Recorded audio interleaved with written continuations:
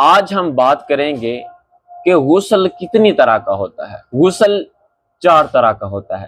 Number 1 فرض، number 2 واجب، number 3 سنت اور نمبر 4 مستحب۔ فرض غسل کون کون سے ہیں؟ فرض غسل: غسل جنابت، غسل بعد انقطاع الحیض اور غسل بعد انقطاع النفاس۔ نمبر 2 واجب غسل کون کون سے ہیں؟ زندہ انسان پر واجب ہے کہ وہ میت کو غسل دے، اور یہ زندہ پر واجب ہے۔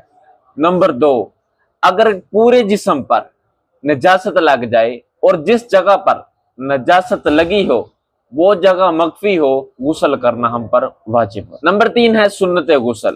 سنت غسل کتنے ہیں؟ سنت غسل 5 ہے۔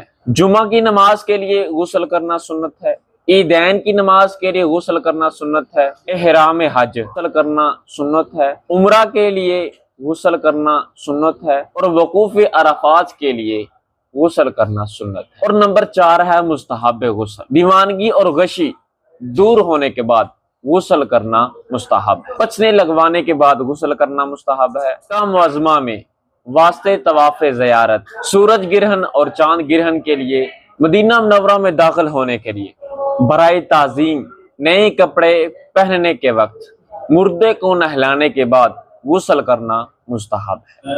مستحاضہ عورت کا خون بند ہونے کے بعد غسل کرنا مستحب ہے۔ لوگوں کے مجمع میں حاضر ہونے پر غسل کرنا مستحب ہے۔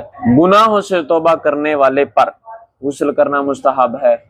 اللہ رب العزت سے دعا ہے کہ اللہ تعالی ہم کو ان کو سمجھنے کی اور عمل کرنے کی اور دوسروں تک پہنچانے کی توفیق عطا فرمائے۔ والسلام علیکم۔